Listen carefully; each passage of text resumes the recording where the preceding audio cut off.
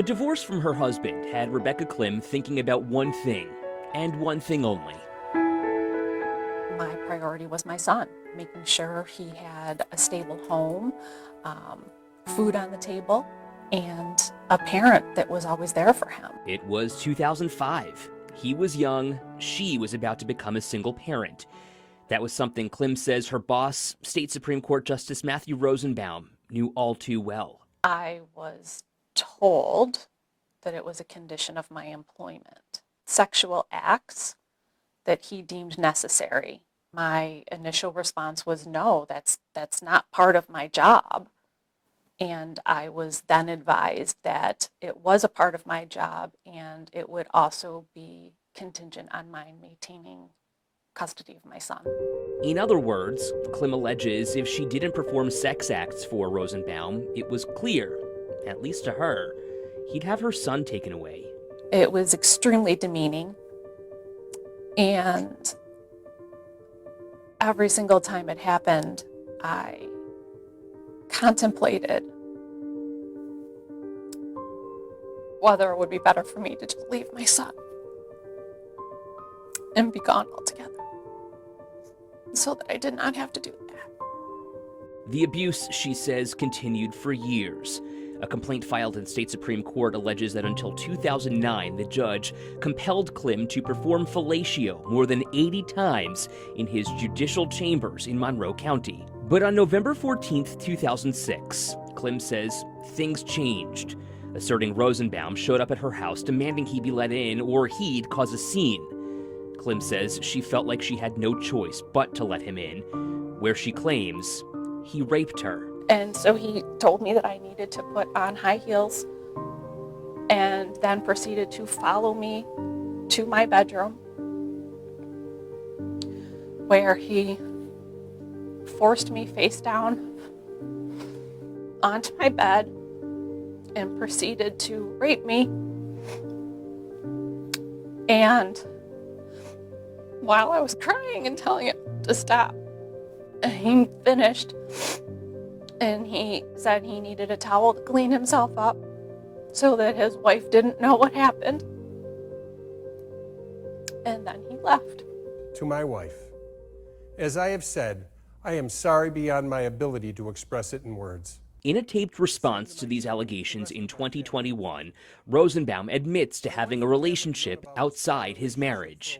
There is another issue I must confront. That is the untrue allegation that the relationship was anything but consensual. It was always totally consensual. And any attempt to frame it as other than that is both untrue and unfair. Rosenbaum, through his attorney, refused to speak with me. He resigned as a judge in 2019 and agreed to never seek or accept judicial office in the future. As a result of this agreement with the Commission on Judicial Conduct, Klim's attorney says the investigation into these claims just stopped. And that was that. This case is about power and abuse of power. The Commission on Judicial Conduct explains, in cases where a judge resigns pursuant to a stipulation with the Commission, the matter is closed. There is a movement to have that changed, that process. I think it would go a long way towards equalizing the balance of power. That power, Lindy Korn, Klim's attorney says, was so skewed in the former judge's favor that supervisors, who Klim says she reported Rosenbaum's behavior to, never reported it up the proper chain of command. Korn writes in a lawsuit against the state and the court system, high-ranking employees of New York's 7th Judicial District joined together in a unified group whose goal was to protect Supreme Court justices, especially male justices, from any and all challenges to their autonomy with complete impunity. You know, if you really get up the courage to complain about sexual harassment and the other allegations, including an allegation of rape, that takes a tremendous amount of courage. But when she did, radio silence, the state's policies to protect its employees, including our client Rebecca Klim, utterly failed. Throughout all of this, Klim says she was faking a smile. It is pain. This is my acknowledgement that I've lost everything. They've taken everything from me. And it hit home when my son told me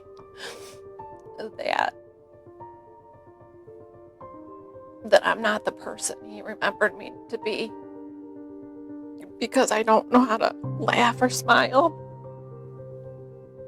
and that I'm so controlled that I don't know how to be anything other than stiff. What do you want other women to know who are going through the same things? I want them to know that they should not be quiet. That they, as hard as it is, and as hard as this has been for me, don't keep it in. Continue to tell your story. This lawsuit against the state and the court system continues to play out here in an Erie County State Supreme Court room. I've reached out to the Monroe County District Attorney's Office to get information about a possible criminal investigation or charges. They've not returned my request for a comment. For the 7 News I-Team, I'm Ed Dranch.